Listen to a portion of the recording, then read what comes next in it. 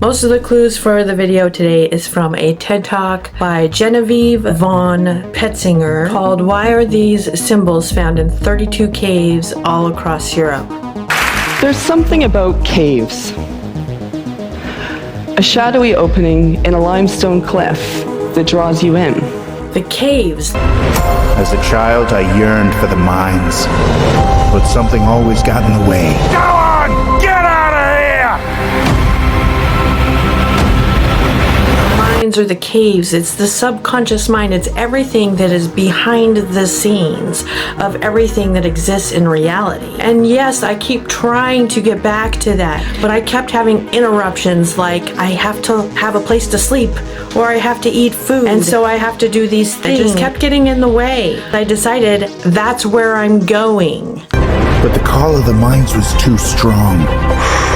So one day, I started digging and digging until I found this. A wonderland where anything you can imagine is possible. As long as what you imagine can be built out of blocks. Everything in reality is built from your subconscious mind, filtering out the bits of information that are everywhere. So if you can dig into the subconscious mind, what's behind the scenes, what is behind the scenes of everything that you're seeing, then anything is possible to build. And I know it's there, so long as I keep digging into those bits. Keep going, keep going, keep going. As you pass through the portal between light and dark, you enter a subterranean world. See, there's a whole world behind the scenes. Long ago in Europe, ancient people also entered these underground worlds.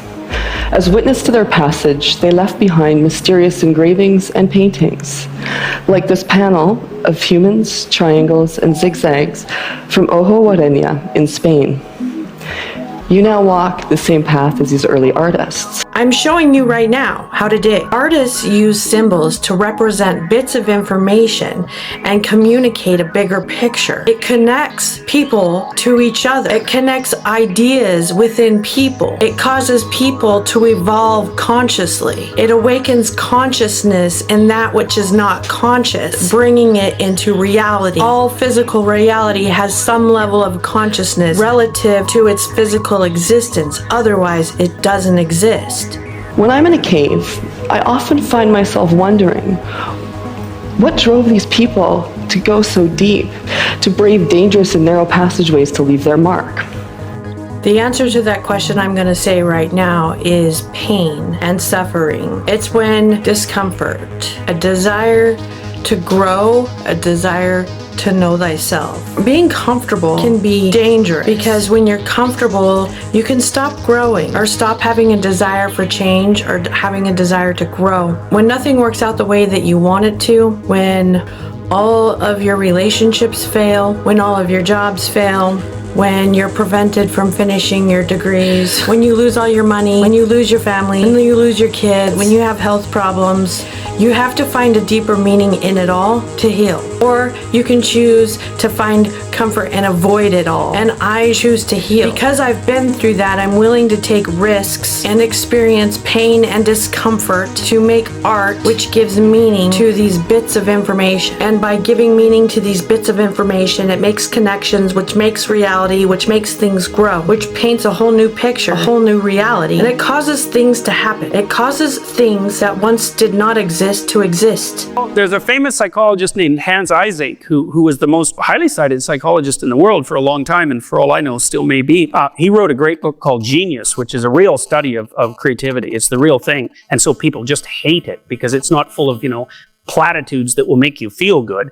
But he's also found that early traumatic experiences are good predictors of late creativity. Now we should also say that early traumatic experiences are also great predictors of catastrophic adult lives. So, but you can imagine the thing that people don't understand about creativity, or one of them, is that there's no reason to be creative unless you have a problem to solve. And you know, if someone dies on you young and you're forced to fend your way in the world and to deal with that kind of trauma, you have to put yourself together in a creative manner. It's no joke. And so early negative experiences allied with high intelligence and this kind of temperament that we were talking about is one of the things that fosters creative production. So where are the creative people in our society? We know that they're artists. So they're starving in garrets. Yeah, well, or are they working at McDonald's? No, like how about Bill Gates? He did all right. Steve Jobs, he did all right. So people who start companies, they're the same people. They're the same people as artists. If you think about what creative people do in cities, they always do it the same thing. So they're starving to death, and this is partly why. But they go in a city and they look at some ratty area that's sort of quasi-criminal and that's seen better days, and they go there and they think, you know, with a little work, this could be cool. And so then they rush in there and they build some galleries and show some art, and they civilize it a bit, and then a coffee shop pops up, and you know, the next thing you know, the yuppies move in because they're sort of creative but also kind of conservative, so they're the next ones into the frontier, and then the developers show up and they kick all the artists out. But that's okay, because then the artists go off and rejuvenate some other area, and that's what artists do, is that they're transforming chaos into order all the time. That's where they live on that edge. And so it's a very tough place to live because you can fall into the chaos at any time. You can crush it. Crush creativity. Oh sure, that's easy, and we do that all the time, and you're usually pretty happy about it too. Well, give us an example of how to crush creativity so we don't Quit daydreaming. Oh my God, yes. Yeah, that's the same thing as saying quit being creative. That's the same thing. Quit daydreaming. It's like, quit using your imagination. You're bringing back bad memories now, Jordan. Yeah, well, schools do that all the time. Stop daydreaming and you know, pay attention to your work. So, because the education system was actually set up back in the late 1900s to train the children of workers to be obedient workers. I mean, you think all the desks are lined up in a row. You're supposed to sit down. You're supposed to shut up. You're supposed to do what you're told. You do things by the bell. That's a factory bell that rings for recess and so forth. They're factories. You don't produce creative people in factories. You produce factory workers. And you want a creative accountant? No, not really. not unless you're looking for a jail sentence. Half a kilometer underground. Seriously, what was somebody doing down there with a torturous stone lamp? I mean, me, it makes sense, right? But you know, this is the kind of question that I'm trying to answer with my research. And the thing is that I'm not just studying it because it's beautiful, although some of it certainly is. But what I'm interested in is the development of the modern mind, of the evolution of creativity, of imagination, of abstract thought, about what it means to be human. While all species communicate in one way or another, only we humans have really taken it to another level. Our desire and ability to share and collaborate has been a huge part of our success story. Our modern world is based on a global network of information exchange, made possible in large part by our ability to communicate. Global communication. In particular, using graphic or written forms of communication. The thing is, though, that we've been building on the mental achievements of those who came before us for so long that it's easy to forget that certain abilities haven't already existed. It's one of the things I find most fascinating about studying our deep history. Those people didn't have the shoulders of any giants to stand on. They were the original shoulders. And while I'm going to be the original shoulders of something that has to do with communication. And while a surprising number of important inventions come out of that distant time, what I want to talk to you about today is the invention of graphic communication. There are three main types of communication: spoken, gestural, so things like sign language, and graphic communication. Spoken and gestural are by their very nature ephemeral. It requires close contact for a message to be sent and received, and after the moment of transmission, it's gone forever. Graphic communication, on the other hand, decouples that relationship. And with its invention, it became possible for the first time for a message to be transmitted and preserved beyond a single moment and place in time. There's going to be an evolution in communication. This is making me think of the symbols I was getting for sounds in between.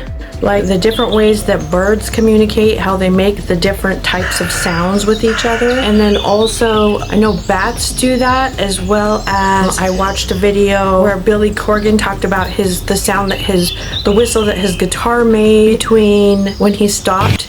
It's such a cheap guitar that every time I'd stop playing, it would make that whistle. And so when we wrote the song, we wrote in these parts that would stop. And so the whistle became part of the song because every time I'd stop, it would whistle.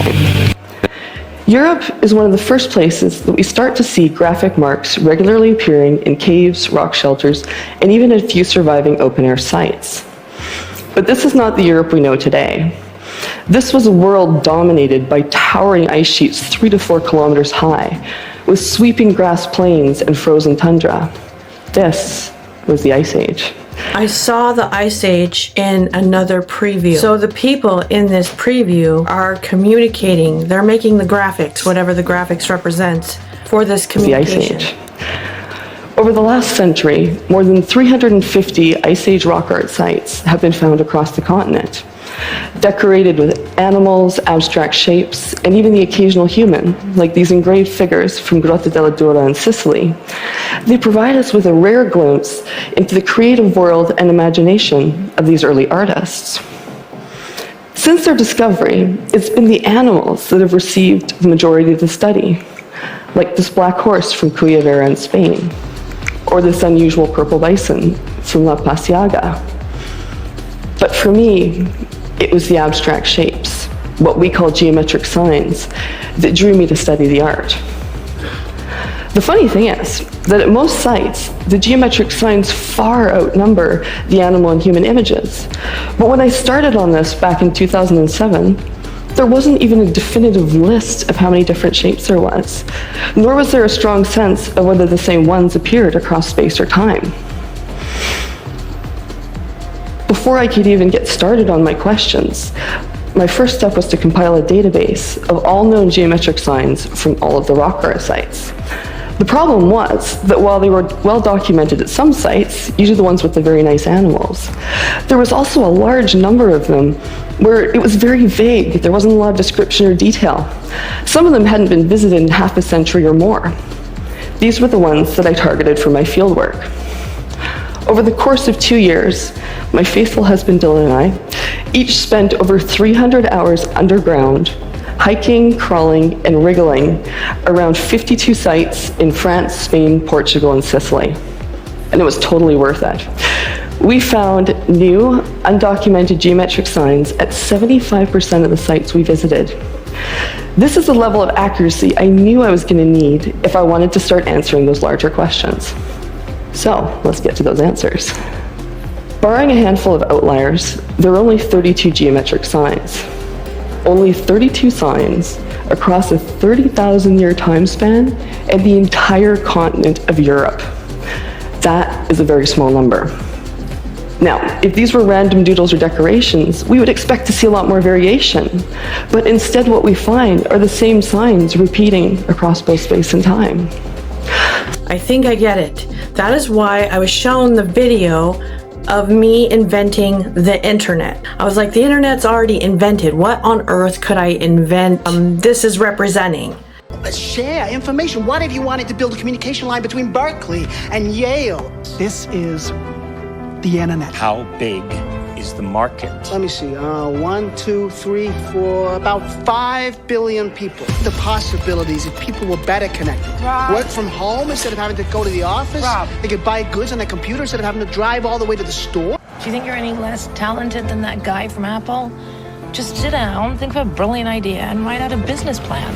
We're not interested. Do you have any other ideas? This is what we believe in, and this is what we're standing by. You're the one who's always saying he's going to be the king of something someday. Right now, I'm being the king of failure. You lost? No. I just don't know where I am. Well, you're in my sunflower field. What are we the king of? We're a multi-million-dollar company. But they're looking for a multi-billion-dollar corporation. Imagine that I build you a slim new box. What you just described is my wet dream. Nobody's gonna write a check for a drawing of something that hasn't been produced. They just did. Every individual on the planet will become our customer. It's science fiction. This is gonna be huge! The internet is your world now. Just destroy it and start over. It's no longer about only me. It's your responsibility to put the genie back in the bottle. It's not like we're gonna start communicating all day through computer monitors. What if there's a war, some kind of plague, I don't know. See, you don't need technology to communicate. You can communicate with anyone in the world, across the country, anywhere, like anything. You can communicate with it all. It's all connected. And it's like, I know how to do that because I know how to see the language. I know how to read the language. But if I compiled that in such a way where I could show other people how to read the language, then you all could do that too. So I'm not sure if there's something that I make to show you how to, I'm not quite sure how I'm gonna do that. Like, I know how to read it myself, but I fucking suck at organizing. But listen to how this would work. If you had a question, like for someone on the other side of the country or the other side of the world, or you wanted to get a message to them, or had a question about them or about that culture, whatever it is, right? All you got to do is think it. And since everything responds to you, all you got to do is look around and read it, and then you have the answer. Same with if you want to send a message to someone. It's the same concept. But not only that, you can actually like send things. Say you want to send a package to your daughter. All you got to do is use this communication to have that package go to your daughter in France, and you wouldn't have to do anything, because this communication doesn't just send messages.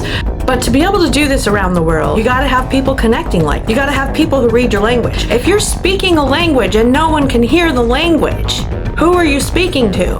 It's just out there floating around, not being noticed by anyone but you. And so it's like kind of like potential.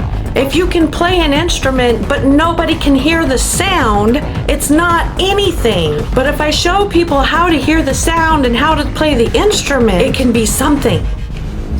Some signs start out strong before losing popularity and vanishing, while other signs are later inventions.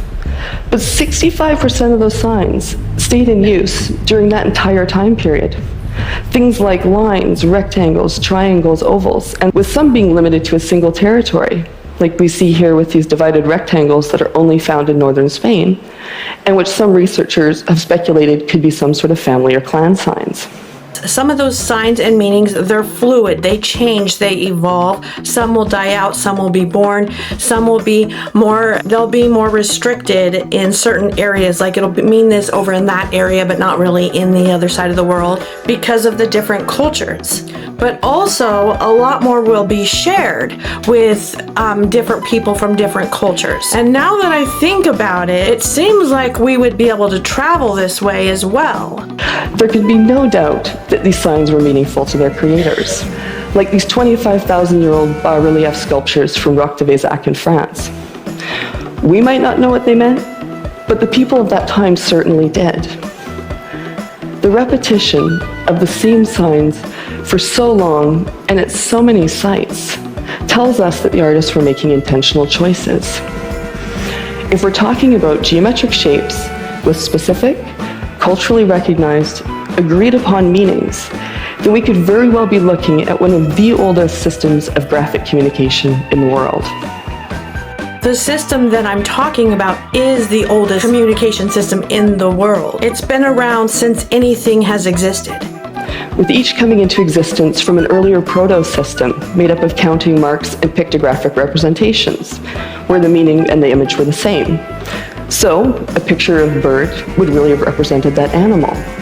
It's only later that we start to see these pictographs become more stylized until they almost become unrecognizable.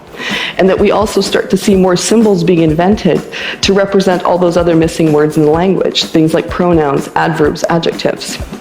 As I teach you how to communicate in this language, it's going to be very elemental at first, like those blocks. You build everything out of blocks.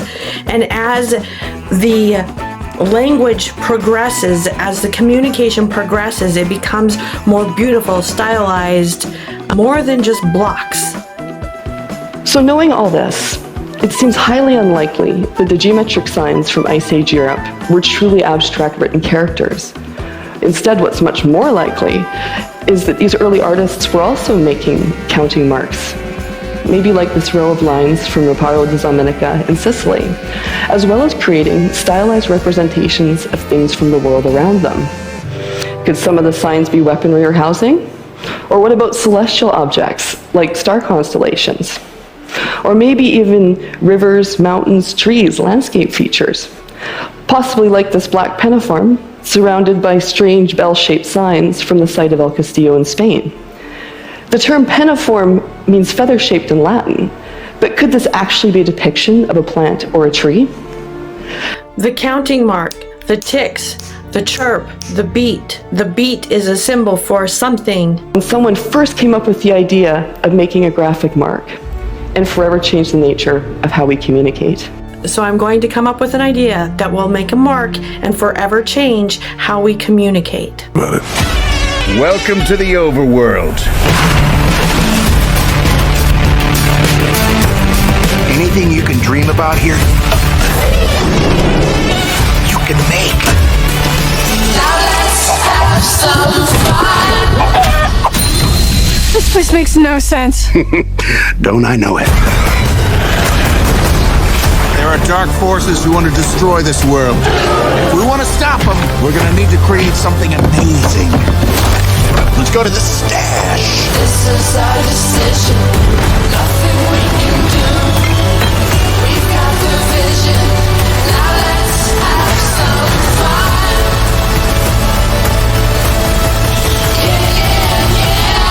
What's this junk? An ender pearl. Teleports you to wherever you throw it. Yeah, right. And that was the only one I had. No biggie.